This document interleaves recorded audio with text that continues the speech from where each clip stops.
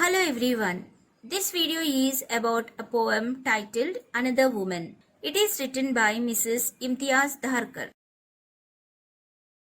Mrs. Imtiaz Dharkar was born in Lahore in Pakistan in 1954 and brought up in Glasgow, Scotland. She is ranked on par with some of the famous women poets of India such as Kamala Das, Sujata Bhatt and Tara Patel. She is not only a poet but also a painter and an accomplished documentary filmmaker. Her collections of poetry include Parda, Postcards from God, and I Speak for the Devil, The Terrorist at My Table, and Leaving Fingerprints.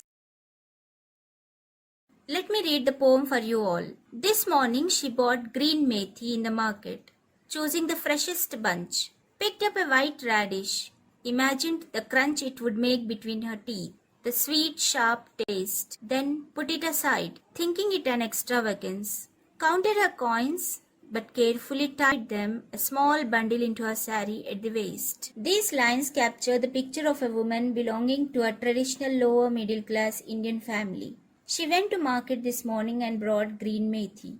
She picked up white radish, which she wanted to buy. She imagined the sweet, sharp taste of the crunch it would make between her teeth, but put it aside, thinking it an extravagance to spend money on that radish. She counted the coins after paying for methi and tied them into a small bundle at the edge of her sari. Came home, faced her mother-in-law's dark looks, took the leaves and chopped them. Her hands stained yellow from the juice. Cut an onion fine and cooked the whole thing in the pot over the stove, shielding her face from the heat. When she came back, her mother-in-law looked at her angrily. The woman showed no reaction at all and sat down silently to chop the methi leaves. Her hands got stained with yellow juice from the methi. While cooking over the stove, she had to keep facing the dark looks of her mother-in-law. She tried to shield her face from the heat of the stove. The usual words came and beat their wings against her. The money spent, curses heaped upon her parents who had sent her out to darken other people's doors. The taunts and jabs of the mother-in-law has become an everyday affair of her life. Mother-in-law accuses her of spending too much money wastefully. Mother-in-law keeps cursing her parents also. She says that they have sent their daughter to darken the lives of others. She crouched as usual on the floor beside the stove. When the man came home, she did not look into his face nor raise her head, but bent her back a little more. Nothing gave her the right to speak.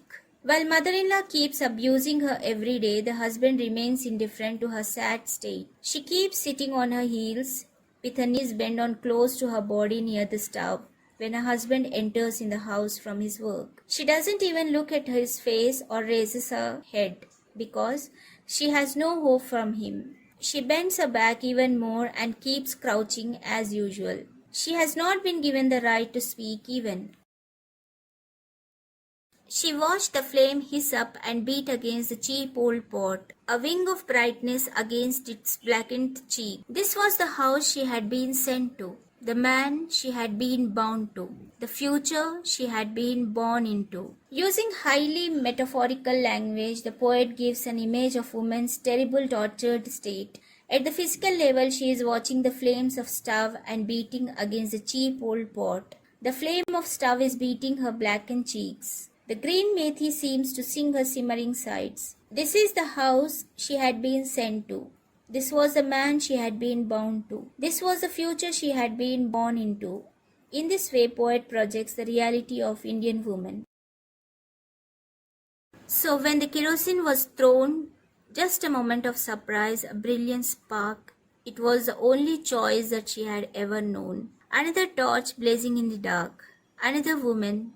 We shield our faces from the heat. Here the poet continues with a metaphor of the flame rising up from the kerosene stove. At once there is a brilliant spark of fire. So also happens with a woman whose heart is already burning with the constant nagging of her in-laws. She has been burned by her in-laws. She realizes that her faith could never have been any different. It was the only choice that she had ever known. She was just another woman. It was in her fate to keep burning and remain surrounded by darkness. The poet says we shield our face from the heat, in other words. The society remains unconcerned about the terrible fate of the uncomfortable woman.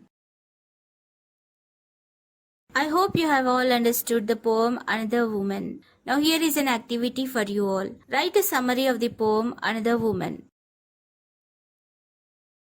Do like, share and subscribe my channel and also hit the bell icon because whenever I upload a new video, you will get a notification. All my previous videos links are given in the description box. You can open the links and watch my videos. Thank you.